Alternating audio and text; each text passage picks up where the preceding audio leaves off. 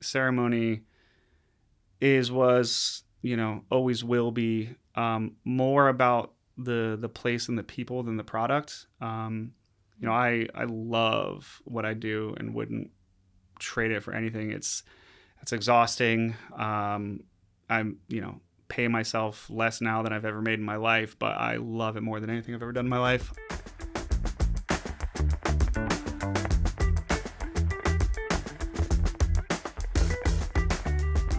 Ladies and gentlemen, we have a special show for you today and a very special guest. We are here in the studio, Natalie and I, with the owner, founder, and CEO, Chief Brew Officer, CBO.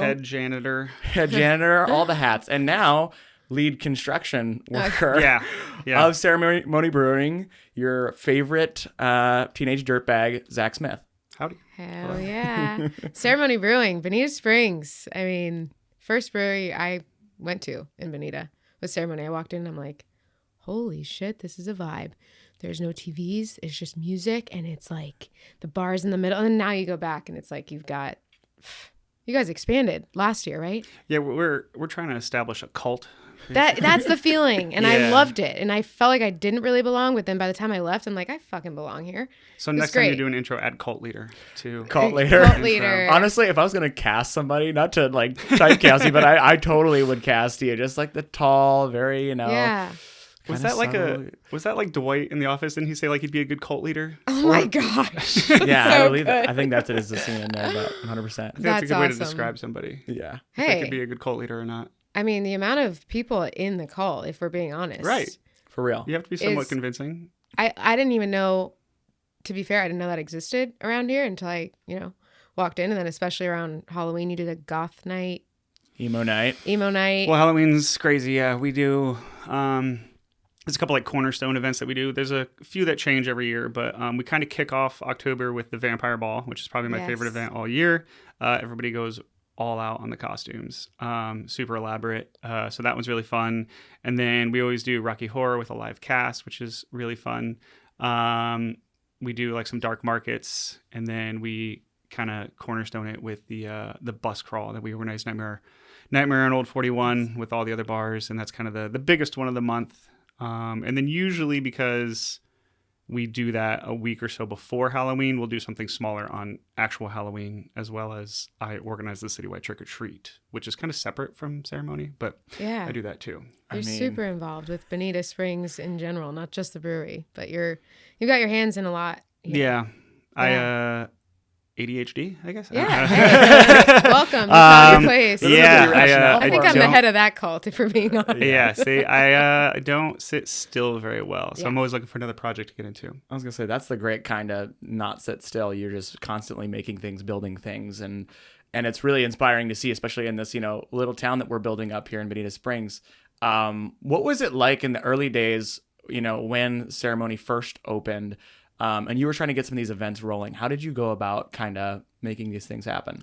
So there's always like one moment I kind of go back to. So I guess we'll go back a step further. And so when I was opening Ceremony, I always kind of give the same answer because it's the honest answer. I had a full-time career. I was an elementary school teacher in Collier County for like a decade. I was contemplating leaving, but I had a really good thing and I truly loved what I did. And so it kind of got to a point where if I was going to leave, I had to leave, like for me, I had to leave for all the right reasons. I had to do something I was passionate about.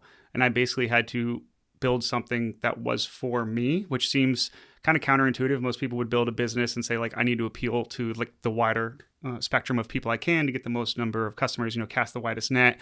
I kind of took a backwards approach and was like, I'm going to build a place that I want to hang out in 24/7 because I'm there 100 hours a week. And I want to do like weird events that I like. And I always just kind of, cross my fingers that other people would, resonate with the weird things I wanted to do and like the weird vibe I was cultivating. So the real big moment was I was like, I'm going to do an emo night. Like this is the music I grew up with. Obviously it's not an original idea, but I was like, no one around here is really doing it. let me see what happens. And when I first posted about it, like some of my old friends and stuff, like they responded to it. And I was like, cool. So it's just going to be like me and my dumb friends and like whatever. I'll have fun that night. They'll have fun that night. It'll be small. That first night, like an hour before the event was even supposed to start, you could just see people coming in with like the shirts on and the clothing on and like people we had never seen in the bar before. And that was the first moment when I realized like, wow, there are other people out here that are interested in these weird niche things that I want to do aside from just me. And now, Emo Night, we do it quarterly, has grown into our largest event by far. And it's, how many have we done now? Like 9, 10? No, I think we're at 11. We were supposed to do one in November, but we're closed right now. So, yeah, it's crazy. I love it. But that just kind of opened the door to say like, try any weird idea you want and see what happens. And it's worked. I will say the other aspect of that is if you're going to do anything, like you have to go all in on it. So I didn't just be like, okay, I'm going to play some emo music and that was it. It was like decorations and costumes and giveaways and, drink specials. And that's kind of how we approach every event. So we've had people walk in like kind of on accident for an event and still been surprised and been like, oh, well, there was all these other things going on. There's all these elements. So we just try not to disappoint. So people come into these events and I think that builds like brand loyalty. So they know to come back to future events because they know we're going to try and put something cool out there. Yeah. If Zach's throwing a party, it's going to be a big party. I think it's awesome. We try. And you started with a home brewing kit. Like you were brewing beer, not at the elementary school, but in your home. Were you a science teacher? Believe me, I was a math and science teacher. Okay. I tried to find a way to be like, let's do like yeast cell counts and stuff. And they didn't love that. So no, brewing was just kind of like my hobby. Like I said, I ADHD, so sitting around on the weekends, I was like, I need something to do. Yeah. So I just started like some beer. Yeah. I just started really cool. hobby home brewing in my driveway, years ago, and just really enjoyed it. Originally, I was in college for hospitality and management at FGCU, local boy. But I was one of those kids that had to like work my way through college. So it took me twice as long because I went part time while I worked full time. By the time I was like my junior year of college with resort and hospitality, I was already managing like multi-million-dollar restaurants in Coconut Point and stuff. And I was like, well, I've already got the job a lot of my peers want. And in that industry, experience usually trumps degrees, so I already had the experience. So I kind of pulled a 180. I was like, well, what else actually needs a degree? And teaching. You can't just walk in without, having a degree in teaching. Or at least you couldn't back then. I was going to say, you used to. Things have changed. At least you couldn't. We still want you teachers. Doesn't matter whatever you got. So I switched to education, got a degree in elementary ed. But anyways, that was down a weird rabbit hole. The point was I always liked hospitality. So when I started home brewing, I was like, all the dots were kind of connecting. And I was like, well, if I'm going to go back into hospitality and I love brewing and I want to leave teaching, I think I should open a brewery. And that's kind of how it all Amazing. So together. It's been open 12 years. Is that right? No. Natalie. I'm sorry. I wish. I'm sorry. I wish. It has been. We can cut that. You've part. been in Naples. No, I have my notes. You've been here 12 years. So 13. Yes. My actual question was, when did you purchase the space and how did that come about? Or lease the space? How is that process? Because I know Bonita has obviously taken off in the last 3 to 4 years and even more so like the last 2 years. So what was that experience like when you're like, okay, I'm going to do this. I found a space that works great. And now you've made it you've transformed the space. So I want to know a little bit about that. So I'll give you the whole timeline because you kind of asked a couple different questions. So I'm a native. I was born and raised. Yeah, I feel you. Then I can follow all that. That's perfect. So I was born and raised in Naples. Okay. So I grew up mostly out in the Estates, Willoughby Acres, things like that. Then I lived in like Estero, North Fort Myers, Cape Coral. I lived all over Southwest Florida. When I was in college for a good while, I lived off of Terry Street. Then I moved back down to Naples Park for a little bit, and then I finally bought a house here in Bonita, very close to the studio. Neighbors, yes. So I bought my house in Bonita 11 years ago, okay, right around there. So I loved Bonita, and Bonita really resonated with me because at the time I was teaching and I couldn't afford to buy in Collier County.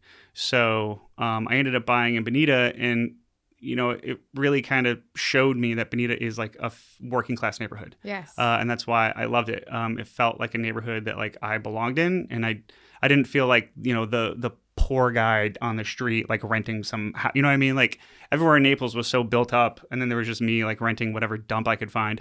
So in Bonita, I felt like, hey, it's, working class people like me, younger people, younger families. So I absolutely loved it. About the time I moved up here, Old 41 was under construction. They were doing the remodel of Old 41. And so just by, walking around, looking around, you could tell like the infrastructure is here. There's very few places left in Southwest Florida where the infrastructure could support a downtown, and by that, I mean smaller, narrower streets. It's not a 4-lane road. Right. The blocks are all pretty close together. It's already zoned for business. Yeah. So seeing that and seeing that the city was doing these improvements on the road, you just knew like it was a powder keg. Like, okay, so you have the foundation for it, and the city's making the investment. And there's some businesses here, there's a very small handful, but there's a lot of empty units. There's a lot of, underutilized property. There's a lot of empty property. So just all those factors combined, it's like you just knew it was only a matter of time. So that's when I started really looking into, if I'm going to open the brewery, it needs to be here in Bonita. And so I was very strict about, like, there was like a 1 mile stretch of Old 41 that I had to be on. And just because of the way it was, Bonita's been around. A lot of the property was owned by like single families and like family trusts. A lot of property sat empty but wasn't listed. So I got to a point where I was just, LIPA and calling property owners, just cold calling property owners, and just seeing if I can get in anything. I got, a lot of dead ends, but finally I found this property on a cold call. It was really kind of serendipitous. I remember when I called her and told her what I was looking to do, she was like shocked because she owned this building. It was in really rough shape. It was built in the late 50s, and then the other part of it was built in the early 60s. Really bad disrepair. They didn't necessarily want to spend the money to bring it up to code, and because of that, they couldn't really find good tenants. But the city did not want them to continue leasing it for like industrial purposes. They wanted more bars and restaurants and things like that. So the city was trying to rezone the property, and they were just kind of having a disagreement on what type of business should be there, because the landlord, again, was always used to doing like industrial. So when I came in, I was like, hey, I want to open a brewery. And she was like, yeah, Golden Goose, where did you come from? Yeah. Exactly. So it was just perfect. So I got in there right before COVID. That was my next question. Like, yeah. Where's the timeline? Got it. Yeah. There So we I are. got in there right before COVID. So at that time, it was just being used as basically storage for a demolition company. So they would, if they were gutting a kitchen, they would take out all the cabinets. They would resell the cabinets, but in the interim, they would just like dump them in this building. So I actually have a really funny video of me walking through it the first time, and it's hard to get a feel for the building because it's just like stacked floor to ceiling with all these cabinets. So you can't see 5 feet in front of you. So it's hard to feel like how big the space is or anything like that. But it was almost where it was like, it checked the boxes, so it didn't matter. I was going to make it work. You saw good bones. I saw the location, and I saw a landlord that was willing to let me get in. And that was kind of it. I mean, I had a lot of people that wanted me to go like south of Bonita Beach Road and all those new industrial spaces that are down there. Sure. I had, a lot of options to go north. I actually originally looked at where Hopsize is, but I was like, I want to be further south. So again, to find something in that 1 mile stretch, I was like, I got to do whatever it takes to be in this building. So so that was pre-COVID. Then that began, the permitting, licensing, the rezoning process. Obviously that's lengthy. By the time we finally got all that said and done and approved, that probably took 18 months to 2 years. We started demo, and basically in the middle of demo, we got like the COVID shutdown. So the story gets a little interesting at this point. The landlord and I basically did a handshake deal that was like, hey, you can't work, nothing can happen, so don't bother paying rent until like things settle down. She used that as an opportunity for the 90-day, like I didn't pay rent. Now my lease is void. So that was my fault. I should have gotten that in writing. So she uses an opportunity to now sell the property, because originally they wanted to keep it by getting me out, and the property sat vacant. And I think she finally saw like what was happening with downtown and everything too. She thought, let me just sell it and get out of this thing, but I need to get him out of the way first. So she sold it. So that put me in a scramble. So I went out and found my new landlord. I was like, I need someone that's going to let me stay here. I mean, somebody else might, it's a 1 acre piece of property. It's a large piece of property downtown. Somebody might buy it and just bulldoze everything and, build something new. And, I just paid for all these permitted plans and designs and engineering and, tens of thousands of dollars in it already. So actually, I don't know if you've interviewed them yet, but I know you know them, Brandon and Caitlin of Downtown Coffee. They're on the list. Yeah. More Venetians. Yeah. So they were like, you should probably meet this guy. You sit down and have coffee. Let's see what's up. And I was like, all right. So I met him at Downtown Coffee, and we just started chatting. And I mean, he's the savior of ceremony to this day. I mean, I know it's like unheard of to have a phenomenal landlord. I have a phenomenal landlord. He's incredible. He's here in Bonita as well, lives and works. A little bit younger than me, but just an awesome dude. Literally within like 15 minutes, he's like, if you promise to stay there, I will buy the property. And wow, your lease is still good. So, amazing. And this conversation happened at Downtown Coffee. Happened at Downtown Coffee. Incredible. On their patio. Yeah. Yep. That was great. So he bought it. We rode out COVID, finished construction, and opened in 2021. Actually, we're very close to our 4-year anniversary. Quietly opened on Black Friday. Wow. So yeah, we're very close to the 4-year That's very anniversary. appropriate. I was gonna for say the so emo fitting. night. Black Friday. Black Yeah. Friday, Yeah. So that was a long answer, but I love it. hope it. Oh my got gosh, everything. no, I find it fascinating because the growth since I've lived here. We bought the end of 2022, so we've been here almost 3 years, and even since then, every quarter in Bonita, I drive Old 41 every damn day. Yep. Yeah. And there's new stuff. And I think for everyone listening who maybe people are catching on, yes, our show is called Everybody Loves Naples. Clearly by now, if you listen to the show or watch the clips, we talk about Southwest Florida as a whole. And we've been talking a lot about Bonita Springs because there's so much here. And to your point, like you're from Naples, I'm from Naples. We all came back to Southwest Florida or like settled here, but we're in Bonita Springs. We all live in Bonita. And I was talking to somebody last weekend at a Friendsgiving, and it was like, they're like, yeah, we usually hang out in Bayshore. Like, we live in Bayshore, but we've been coming to Bonita like every weekend. I'm like, sorry. Yeah. But it's great that there's so many pockets of town of this, in, 40-mile radius that you can really find your people. And I'm just grateful that for businesses like yours that like bring the hype here. Well, thank you. Because it's incredible. Yeah, kind of going back to it, I think Bonita is just super unique because it's older and it was, honestly kind of neglected by Greater Lee County for so long. It kind of worked out in our benefit. Like there's so many, as a real estate agent, you probably realize there's so much of Bonita that is like non-deed restricted neighborhoods. Yeah. So I love just, where we are. Like a regular, non-deed restricted exactly neighborhood. And I think that's what plays into the type of culture we're creating and you're creating is the people that are like, I don't want the stuffy HOA, this and that kind of thing. And that's, if you like that, great. That's your yum. Sure. That's my yuck. I want to be in Bonita. Right. And we have plenty of it elsewhere, but it's not a master developed community. So now it's a creative opportunity for different businesses to be like, how can I turn this space into our vision? And it's so pedestrian friendly. Yep. Well, which I is think that so plays into the unique. culture of Bonita. Yeah. And the pedestrian friendliness is growing. Another like vivid memory in my mind is I wish I could remember like the exact date and time. I should have written it down, but I just remember like the scenario.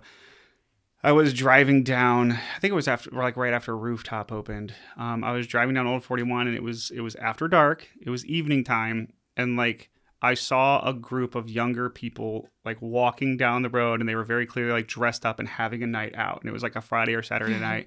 And it was kind of like, that's what I had been waiting for. And to see like, these 8 younger dressed up people like having a night out in Bonita, I was like, it's happening. It's fantastic. It's happening. You can That reminds me actually every hit time. several spots on your night out. Yeah. Like there's no longer just one destination spot. And that's what makes it so appealing to so many different kinds of people, cult or not. It's an experience. No, seriously, I'm Southwest Florida's thrilled. a cult. Yeah. I feel like there's more in Bonita that I want to hear about. Do you know of any new projects that you can share? I do.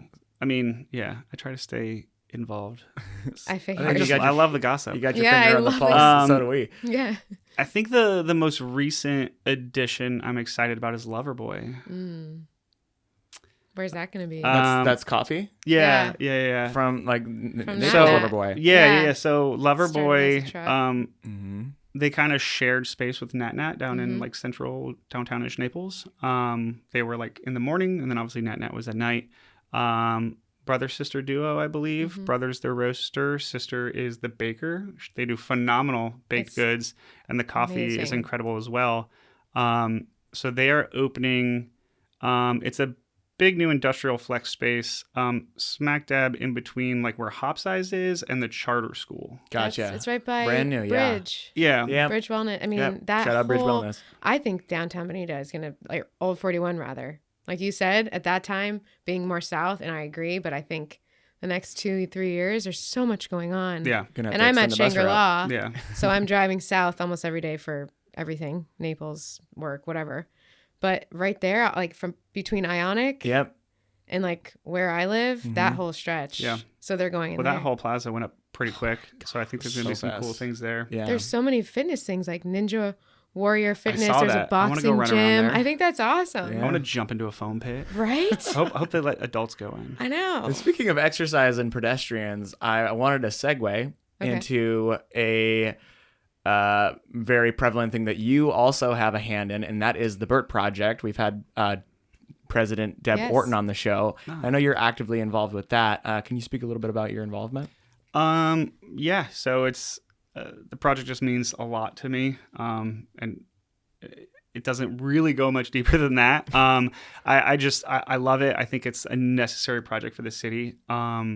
Not only do I think it'll help bolster, tourism and economic dollars, where people can go out and support local businesses a little bit more efficiently, and maybe in an opportunity when they may not. You know what I mean? Like maybe instead of going out on a Saturday night, maybe they're going to go on a bike ride Sunday morning, and then while they're on the bike ride, they're going to stop for coffee, they're going to stop for lunch, they're going to stop for a beer. So I think it brings in economic dollars, but I also think there's a massive safety benefit for it. Anybody who's in Bonita knows that we have a large pedestrian population. So many. And it can be a little dangerous out there with pedestrians, with e-bikes. And it also kind of slows down traffic because everybody has to share the same roundabout, which, again, if you've been here, you know that gets backed up in the evening. And a large portion of why it gets backed up is because the pedestrians are crossing, and when they do, it stops all traffic. So if we can move a lot of that traffic off of Old 41, out of the roundabout, and onto a safe rail trail, I think there's just a twofold benefit for it. And then, of course, the obvious one is it's fun. It's exercise. It's a beautification. But, I don't think they need like $85 million to get the project done. And I don't think people are going to throw $85 million at just it's fun and pretty. But when you look at the economic impact it has on Southwest Florida, when you look at the safety measures it brings, I think that's where people are a little bit more inclined to throw some money at it. And I think that's why the project is moving forward and getting funded. It's going to connect the entire Florida Trail system. Yeah. Which would just be amazing. Personally, I can't wait to use it. I know, so, right? I'm like, hurry up before I get too old. Oh, Okay. I know. That's what Well, really I'm bums still me out. I was running. like, My how knees long are is this still going to good, take? you know? Yeah. I mean, it's going to be years. But I was grilling Deb, not knowing that I, was asking all these questions, and when she told me the number, it sounds like it's gone up since. But I'm like, we got to make this happen. Do you have any update on the, or if you know about it, through the vines there? Yeah, so I know they were. Really? I don't want to misspeak, but I believe they were kind of the holdout that was against it. Yeah. Which personally infuriates me. Let's go off on a tear for a second. Please, those railroads I have a have been listing in there. there. Those railroads have been there forever, Yeah. right? So you knew you were building or living next to a railroad. Yeah. Like, And what if we started the train system again? Exactly. You That's what know? I say. Seminole Railroad Company has every right to just well, we're going to fix the tracks and we're going to start running a train. Would you rather that, or would you rather somebody use it for good? Right. You can't look at prime example. Directly in front of my house, there's been a giant empty lot. It's been a giant point of contention. They want to build this big development. And, love it or hate it, like that lot is not going to stay empty. No. These railroad tracks are not going to stay empty. So do you want a giant train blasting through, or do you want like happy families on tricycles? Like, Right. get a grip, people. Yeah. I mean, truly. It's so infuriating. I'm listing a property in there. I was just there yesterday, and I'm like driving over this rail trail, and I'm like, oh, this one day, hopefully keep my fingers crossed. Yeah. But it is a big, it's a problem in the community. That's actually funny. You had that little thought, because my parents have now made it a point. I don't know if they said this in one of the meetings, but when they go over anytime they're driving, they're biking, anything, if they go over the tracks, they say, Bert. That's what they say every single time. Oh my gosh, it never great. fails. If I'm riding in the car with them, Bert. That's yeah, awesome. speaking on the dollars and cents stuff makes so much sense to me too. That's kind of how I think as well. It's like, if you're, somebody who's a little bit more conservative and you're thinking about your dollars and cents and you keep your wallet close to your chest, can you not see that, added benefit of like, hey man, like this is going to make us all money in theory, property value, and then economic dollars throughout the businesses. Yeah.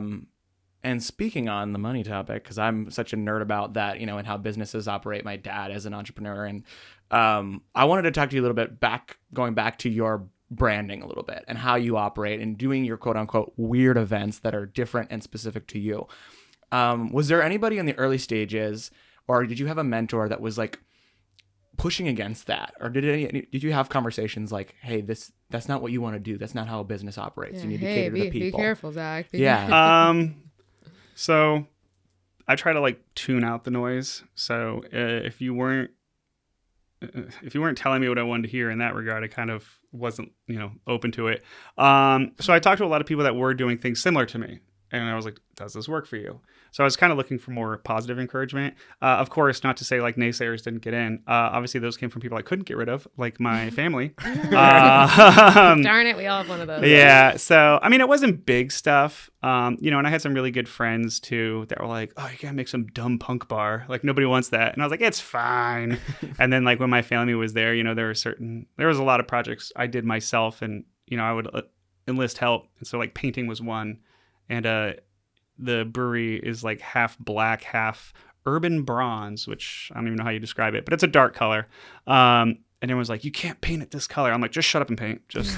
It's fine. Just paint it. It'll be cool. So, there was a little bit there. And as much as I try to put on a brave face and like, this is all going to be great, of course I was like, this might be, I might be my own undoing. And I still think that to this day, imposter syndrome to the max. I'm like, how long is this going to last?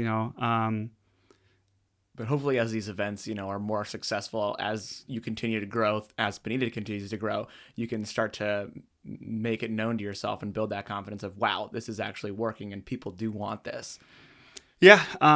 And like kind of the business side of it is why we keep expanding. And it's, I don't know. I think a lot of times people associate like expansion with like financial growth. No.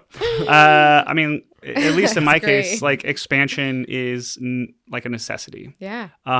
So not to bore you with like industry, to bore you with like industry jargon, but so I would never open a brewery in today's market. And if you are into like brewery stats data, the consumer changed post-COVID. So obviously I was already in it pre-COVID. Post-COVID, we saw major changes in alcohol consumption, in the age and spending habits of consumers, and we just saw a lot change in the brewery space. We've seen cost of goods skyrocket. Things like aluminum cans that normal bars don't have to deal with. Things with grain. Grain can be very finicky. A lot of it is grown in Canada and Europe, where we're seeing major price fluctuations. Also, grain is very temperamental based on weather. So if the weather's not perfect and we get bad yields that year, then the cost of grain is going way up, which that happened a few years ago. So there's been a lot of fluctuation in the brewery space. And then when habits changed, we just started to see like a domino effect. So actually 2024 was the first year that more breweries closed than opened nationally for like the first time since, the advent of craft breweries. Wow. So it just not you. Not me. We're expanding. We spent more money. We're expanding. it a attempt. So, with that going on, I had to kind of shift. I couldn't just be a brewery. Yeah. I couldn't just have craft beer, especially with all the events we were doing. We would start to get a lot of people that were coming in just for the event without really thinking about where they were. And they'd walk right up to the bar and they'd be like, let me get a vodka soda. It's like, no, we're a brewery. Okay, I'll get a Ultra. No, we're a craft brewery. We make our own. So the consumer was looking for it, and I hated just like missing out on that sale. So I started the pursuit of trying to find a liquor license. I had the opportunity to expand into the space next door, so I doubled my square footage, which with all the events we were doing, it was always outside, and that became very weather dependent. I was spending a lot of money on like tent rentals and things like that. So to be able to move a lot of them inside and not have to do the rentals or the temporary setups, so these were just kind of things that I felt were necessary in order for the brand to stay competitive. Genius. Absolutely. I know. Right? A pain in the ass and a lot of work, but very smart. You're starting to drink the Kool-Aid now. Oh, yeah. Well, like I told you, the first time I went in, it was craft beer. Yeah. The next time I went in, it was an event that I didn't know existed. And then most recently, I went and I was able to I got a seltzer still, like your Untitled Art on draft, but you had liquor, you had food, you had parking. So it's working. And you guys are closed now for the month of November. Is that right? Yep. Tell us what you're doing next. And obviously your people know, but for everyone who hasn't come to Ceremony yet. So this is kind of the last of the expansion ideas. So so first one was food. Second one was doubling the indoor space. Third one was adding liquor. And the fourth one is the renovations to the exterior. So I'm a little bit more hands-off of this one. I was, again, going back to my phenomenal landlord, because I'm kind of the anchor store. He took a lot of insight from me on what we needed to see redone on the exterior. So he and I designed this thing. It took years. Again, we basically started this like the moment Ceremony opened. Wow. It took years to get it done. There were some wonky things. We had to get the city to vacate an alley. That dirt road that everybody gets mad at. Bonita didn't want to say they owned it. Lee County didn't want to say they owned it. So it was this finger pointing thing. We had to get the city to vacate it so we could improve it ourselves and then hand it back to the city. So there was a lot that needed to get done, even more so than just like filing regular permits. So it took us like 4 years. But we're finally starting construction. And so this is basically a beautification of the exterior. Like I said, these buildings were built in the 50s and 60s, and they haven't really been taken care of since. So, we're literally starting underground and building up. A little plug, if anybody wants to go check out our Instagram, I've been doing a daily highlight showing all the construction process. So I keep referring to it as the swimming pool. We've had to build these, we've dug out these two Olympic-sized swimming pools, one in the front, one in the back. They're basically stormwater collection tanks. Nice. We don't tie into city stormwater, which would have been easier to just connect and be done. And larger properties would just build like a pond somewhere on property to collect it all. We don't have the room to sacrifice to throw a pond in, so we have to bury them all.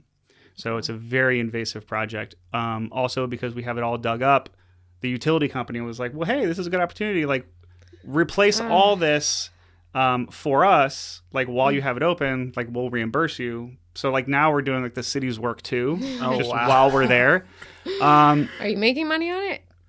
That's with the landlord. But it's become a massive project. Share this episode if you think they should be making money for doing the city's work. Just outside of are some of my tax dollars going to you? Because they should be. It's wild. Well, and I think they want it done. They haven't said it out loud, but I think they want it done, obviously, because we're going to be using it. But they want us so that way when more properties go in down the road and around us, like they've now got the infrastructure put into place. So we're doing it for them, for the benefit of others, whatever.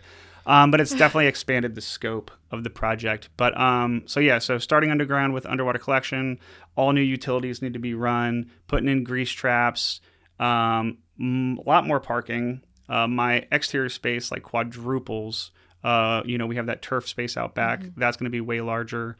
That little drive through in between the front building and my building actually becomes a big like courtyard. So no more traffic. Nice. It's all going to be pavered and lit. The front buildings have their own front patio, big parking lot out back, lighting, landscaping, curbs, parallel parking. Great. And then once all the site work is done, then we start remodeling that front building. So that basically gets ripped down to the foundation and then rebuilt up. So there'll be some new leasable spaces there as well. They are being built out for kitchens. So they'll have grease traps, fire suppression, all that. So the landlord is looking for some good restaurateurs to go in there. We're looking for concepts that'll kind of all jive together, because there'll basically be the three of us on property. I'm sure everyone's wondering, what's your timeline estimated? So I'm closed right now because it's so invasive. Customers can't get in and out of the building. I've been told that I will be able to allow customers back in early December. Oh. That doesn't mean it'll be done. That just means there'll be like safe access into ceremony. Gotcha. Okay. Wow. It'll be tricky. I'm not sure I necessarily believe it or see it, but we'll see. For the site work to be done, I would probably say January. For that front building to be done, probably in the summer. Okay. Yeah. Cool. And I'm dying to know. Ceremony, the name. Where did this come about? It's like word vomit trying to explain it. So in my like ADHD brain that goes a million miles an hour, it's kind of twofold. So I view, not just like lonely drinking on your couch, but like if you are like, hey, I want to go out for like a drink, you're calling your friends. There's like a ritual ceremony to it. Like, right. Usually it's like we're going out to celebrate. We're going out to have a good time. We're going out to honor something. Like a lot of times if we're going out, even if it's just like, hey, I had a shitty day, let's get my friends together and I need something to lift my spirits. There's like some ceremony and ritual to it. If you think about every time like you do a shot, like we all do the same motion. Like there's Here, yeah. ceremony. So there's kind of that aspect of drinking, which was kind of a ceremony to me, but then also the process of brewing. When you look back at like the lore and the history of brewing, and also just like the very principled steps in the brewing process. Again, there's a lot of like ceremony in that too. So that was kind of the logic behind it. And then also I was just like, I feel like this fits the vibe. It definitely does. It's a very ceremonial place, very ritualistic with all your... Yeah. And you have a bottle that comes out yearly? Yeah, so ritual? Our anniversary beer is always Ritual. So it's just Ritual 1, 2, 3. Yeah. So we release, that's always a barrel-aged stout. So we're actually working on that now. Well, and then the funny thing is the story of the logo. So I was on the name. Which is awesome, by the way. We'll put it on the screen right now. Thank you. I love it. I love your stickers. Well, so I didn't have like a logo at first. I had the name and I liked the name, and I kept like talking to my friends and stuff. I'm like, what are we going to do? Like what? Like nothing is coming to mind. Like that's not as like straightforward as like Beach House LLC. Like you're gonna see a beach house in the logo. Yeah. So I was like, what does that look like? You don't want like just a cheers of yeah. Yeah. So sorry, now I'm funny enough, I was sitting at the pub in Mercado. Shouts out the pub. I worked there for a really long time. You worked there. I worked multi-million-dollar business in you said Coconut Point. Yeah. Mercado. Well, that wasn't the one I was managing at the time. At that time, I was still teaching. Or I was teaching. I was a bouncer there for like. That's how I know. No, I'm kidding. Ever, probably. No. I thought you looked familiar. You got a strong neck. I picked you out a few times. Yeah, I dragged you out. I bounced there for a long time. I was just really chummy with everybody, so I did manage. I opened Silver Spot when it was Silver Spot. I was the food and beverage director of Silver Spot, cool. And then I managed AZN. So I knew everybody there, and when I started teaching, I just like needed some side money, and they're like, "Well, just come like bounce on the weekends." I was like, "Cool." So I knew everybody there forever. So we were just sitting there having a drink, and I was like, "What do I do? What do I call this thing?" Coincidentally, it was the Olympic torch lighting ceremony, goodness. And somebody was like, "What about a torch?" And they saw that, but that reminded them. I have a giant tattoo of a torch on my shin, and I was I've already had it with the eye and everything, and like torch, like that's amazing. the logo, and I was like. That's the logo. Nice. So it just became a version of my tattoo, but the dots were connected because of the Olympics. Wow. That's great. So Yeah. ceremonial. It's awesome. Thank you. Yeah. And you have 125 produced craft beers. Yeah. Tell us about, what you serve. Obviously, we talked about it a little bit, but how many brews you got and how they differ and... Yeah. So if anybody's listening to this thinking about opening a brewery, I know I sound like a pessimist. It is a lot of fun. Word to the wise, don't buy a 3-barrel brew house. So I bought a very small brew house. I did it originally intentionally because I wanted it to be small and boutique, and I wanted to be able to kind of do a lot of one-offs and stuff. When you get to a much larger scale, you have a lot more money invested into it, so you don't want to, F around and find out. I'm going to swear on this podcast. No. I'm surprised I haven't. Go for it. Yeah, You you've been. Did you just say don't- no and you said yes? Oh, I was like, oh, because I'm like, you No, clearly, she dropped you an F clearly like don't. during the intro. You clearly don't Yeah, listen to the watch show, or Zach. listen because What the F, Zach? this girl. Sorry. Over fucking here. Potty Yeah. mouth. Okay. Yeah, go ahead. Let it rip. We're not in school anymore. Cool. All right. Love it. Anyways, yeah. So I wanted like the whole like fuck around and find out philosophy. I wanted small so I could do weird shit. Obviously, when you're doing a lot of like adjuncts in beer, those are very expensive too. So I was like, small scale, I can play around. It's a little too small. I still to this day, I mean, good problem to have. I have a hard time like producing enough. Yeah. Which is why a lot of times people give me a lot of flack for not having like enough beers like canned up ready to go. But it's because I fly through them so quickly on draft. So 3 is a little too small, but whatever. So by having a small brew house, it does enable me to just fuck around and make a lot of different beers. So, I mean, whether it's my idea, whether it's the staff, I mean, anybody is just like, hey, what about this? And if I can think of a way to make those flavors work, then I'll try it. So we've released 125 different batches in our 4 years. So that's averaging 31 different beers a year. Obviously, we have a lot of repeats at this point, but we're still always just trying new stuff. Most all of them are pretty good. We've found, listen, I'm not gonna lie. I mean, there's some that I've made and I'm like, this is not my favorite. I mean, other people might like it, but I'm like, Yeah. I wouldn't do it this way again. There's a lot that I've made and said, okay, well, I need to change this, change that. But that's the beauty of, being small batch. So when we opened, my whole thing was like, I just want to have a wide variety of beer. I love beer, obviously.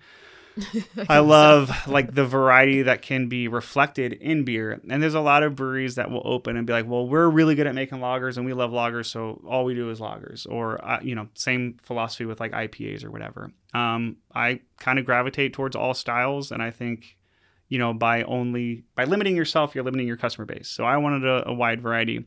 What I didn't expect to happen was our customer base really gravitated towards the sours that I make. They do, don't they? And that's kind of like I've noticed so many on the menu, and I'm just like, I wonder. I was always curious if that was a you thing. If Zach was just like, I just love sours, and so everybody's gonna drink them. But clearly, I there's went more. through a phase where I love sours. Really? And I need to come back and try them. But Robbie's a big IPA drinker, and I'm pretty sure last time we were there, I was like, he didn't order an IPA, and I was like, are you okay? Like, He's joining the cult. he ordered the cold sour or whatever. But I don't know if that's even a name.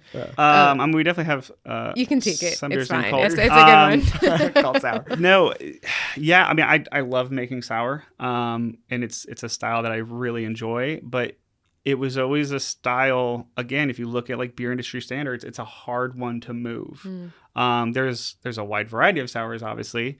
So I just didn't expect that to kind of be our leader. But we've really become known for our sours, and I love it because they're just so much fun. You can do anything you want with them. So we really try to focus on like food driven sours. So like our most popular one, as you referenced in the beginning, is Teenage Dirtbag.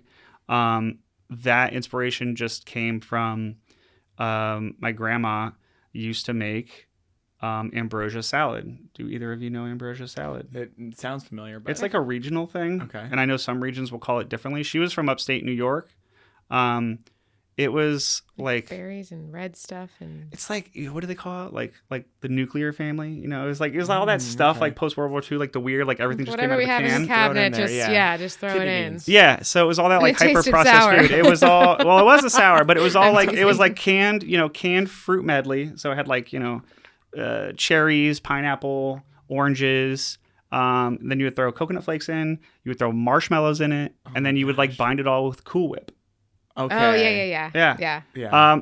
So Definitely. my Got it. grandma would make that and would like make Jello. Like those were like her signature dishes. My grandma would show up with like Thanksgiving, here's a Jello mold, or ambrosia. And so out of the two, my brothers and I really liked the ambrosia more. Okay. And so it's just something I always remember my grandma making. And then I was a shithead. So like, so I was like, well, I was a teenage dirtbag and grandma always made this. So this is how this comes together. So that's what that beer was.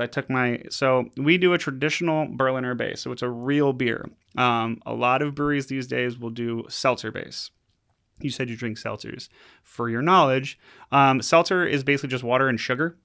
It's not truly a beer. Well, there's no sugar in. There's less sugar in it because that's what converts to alcohol. But it's like not truly a beer because you're not using grains. But it's a gluten-free option. Exactly. There you go. And not knocking it, but it's way cheaper to produce that. So a lot of breweries are just making sours on a seltzer base. And you just like acidify it a little bit. To me, like I can taste that difference. And so I always do a true German Berliner base. It's actually a historic beer style. It's been around forever. So I brew a true German Berliner, which is naturally sour beer. And then I add all my crazy like flavors. Ambrosia salad. Just put it on it. Well, so for that one, I have like wholesale accounts. I get like 150 pounds of like tangerine puree, cherry puree, pineapple puree. I use like marshmallow fluff. I actually use actual like whole toasted coconuts.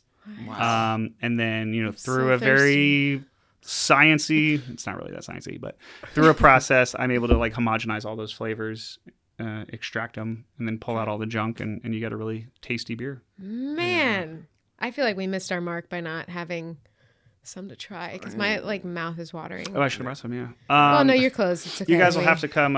You guys can come make a beer one day. That'd be so fun. That would be awesome. We'll do a beer. I'm sure I'll find a way to fuck it up. So perfect. That's what I'm there for. I'll save it. Unless it's a hodgepodge one like that or ambrosia. Just like listen. If there's a food that you like, we can probably find a way to like turn it into beer. Like a buddy of mine was getting this beer from another brewery and he loved it. It was like a banana cream pie beer. And he's like, I love this beer. And I was like, I'm going to make you one. It's going to be better. So I went and made a banana cream pie beer. Wow. We do like a cherry chocolate, which is really popular. That's called Nightshade. Mm-hmm. Right now we did our like Halloween beers for the month of October.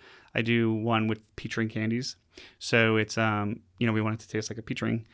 So I use peach puree and then I use about 20 pounds per barrel. So about 80 pounds in total of actual peach ring candy that that's fun to work with. So 80 pounds of actual peach ring candy, peach puree, and then a little bit of citric acid to give it that like tanginess that the candy would have, like a little more so than the sour beer already has. And it tastes like a beer that's just like got melted peach rings in it. So a bunch of sugar. Well, a little bit of sugar, a little bit of sugar. But you are using your science and math background in this, quantities and ratios and all that. Yeah, it's awesome. It sounds so fun. Yeah, I mean, it's not as sugary as like straight up candy because, first of all, it doesn't completely melt down in it. So all the sugar that's like in the gelatin of it isn't in there. And second of all, like that's how beer is made. It eats the sugar and converts it into alcohol. So like the beer itself, like when I was saying your seltzer is just sugar and water. It starts off sugar as water, but then you add the yeast and it gets rid of most of that sugar. So it's not that bad for you. No. Listen, we're all going to die. Absolutely. Just die drinking good beer. Listen and to we're me. fine. I only brought up the sugar. What did he say? He said, so go ahead and say it again for her. I said, we're all going to die, so you might as well just like die drinking good beer. Hell yeah. I love that. I mean, I only started drinking the seltzer stuff because it is gluten-free or whatever. Yeah. And honestly. And you're a runner. You need to. Well, I just feel like I love the taste of beer. I burp the minute I have a sip, and it makes me very full. So like if I'm originally like before there was like any liquor or wine or whatever, I would just be like, okay, I can have maybe 2 beers. But if we're there the entire night and like everyone's doing around or whatever, I'm like, I got it. Because I was just so full and the seltzer kind of doesn't make me as full. Maybe that's in my head. No, you're right. So you want to reduce that carbonation. Okay. Seltzers are usually less carbonated, especially like those Florida seltzers. Yeah. They're not as carbonated. And part of that reason is when you start adding all those fruits and those adjuncts and stuff, it is harder to carbonate that liquid. Lagers are very easily carbonated. And I don't know if you've ever seen like the debate on like a proper pour.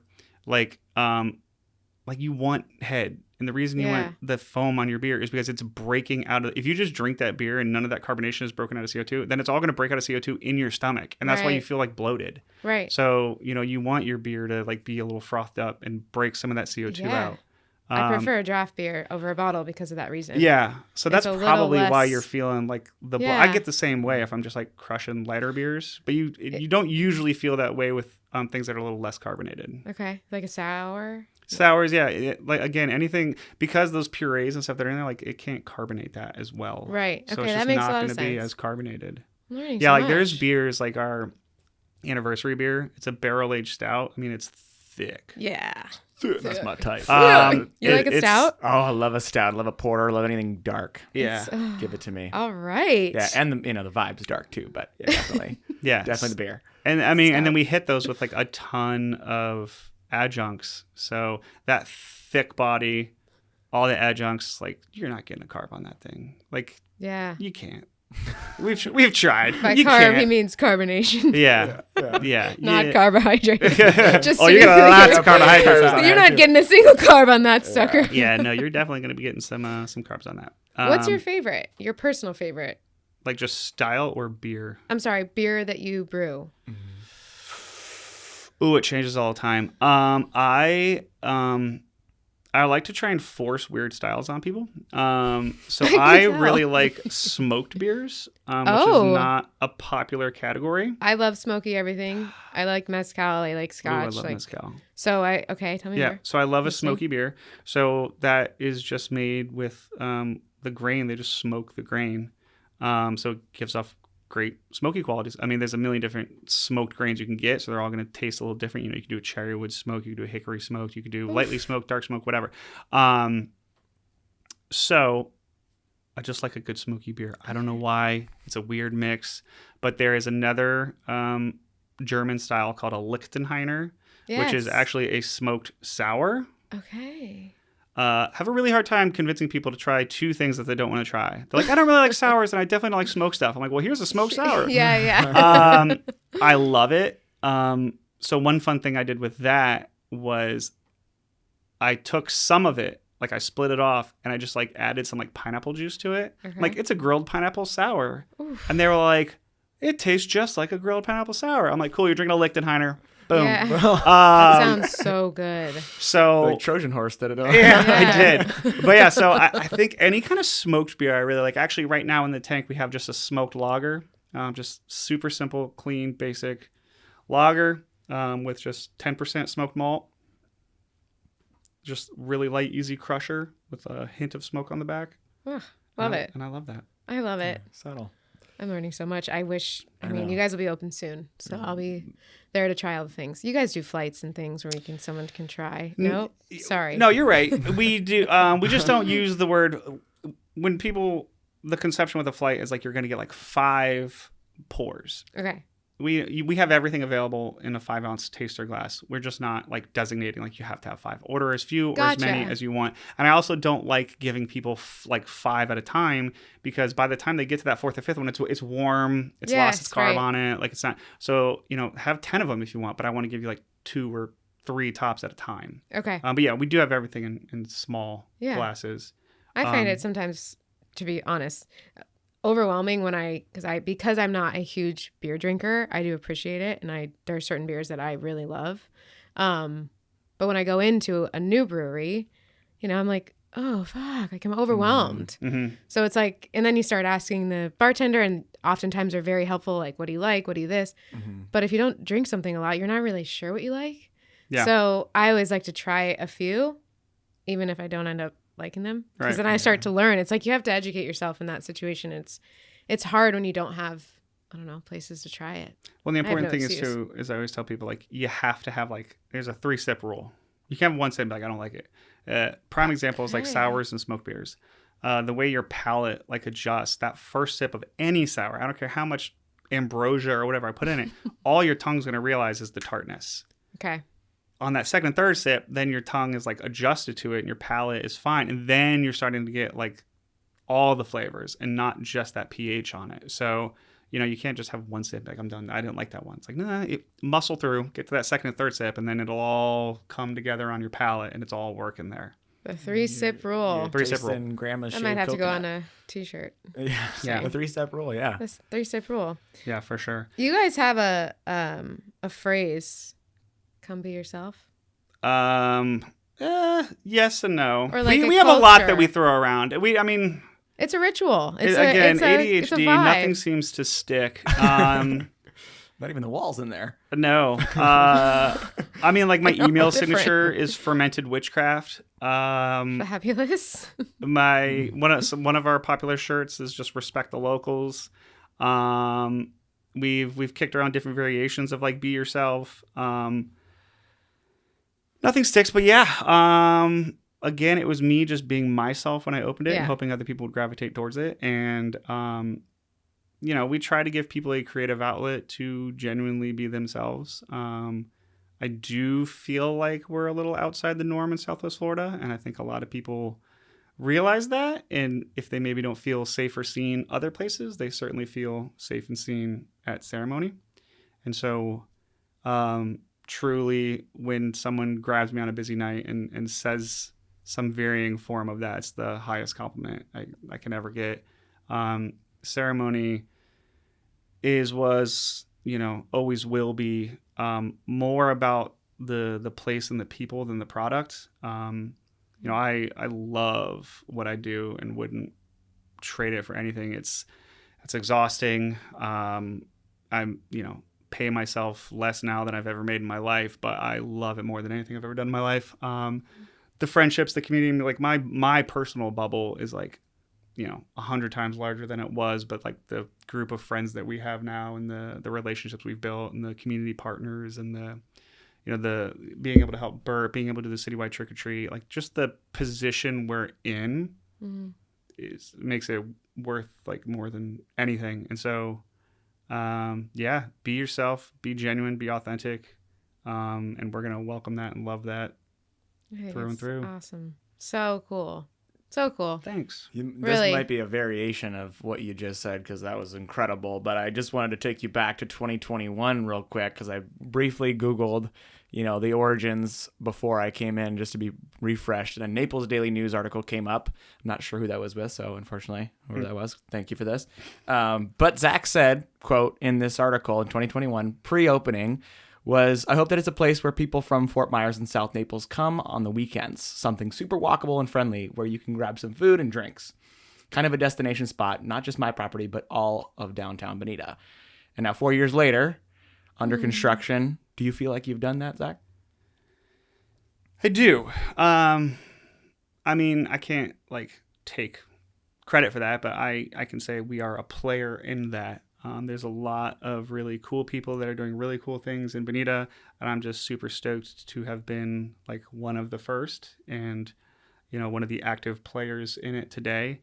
I truly don't believe, had it not been for Brandon, Caitlin, and me and Chartreuse, who I believe are the first three to show up, in probably a 15-year span. Yeah. Sure. I mean, obviously, much love to Grandpa's and Buffalo Chips, and Maria's, love them to death there all the time. They've been here a long time, but then aside from them, nothing really changed for a long, long time. And then, kind of Chartreuse, Brandon and Caitlin's with Downtown Coffee, and me opened up, and we were kind of the first three new things. And I think once we kind of came, then we started to see more projects popping up. And, now, I don't want to sound braggadocious, but I think if you didn't see that shift with the three of us and then others following suit, I don't think you'd see projects like the Baron Collier buying Bamboo Village. Absolutely. I don't think they would have taken that chance. Nope. Had some smaller people kind of gambled on Bonita first. Mm-hmm. So to answer your question, I'll take a little credit for it. You should. But there's definitely a lot more players involved, and I think it's a collective thing. But I love it. I'm honored to be a part of it, and I there's a lot more growth for Bonita coming, and I can't wait to see what it becomes. But I will say I'm very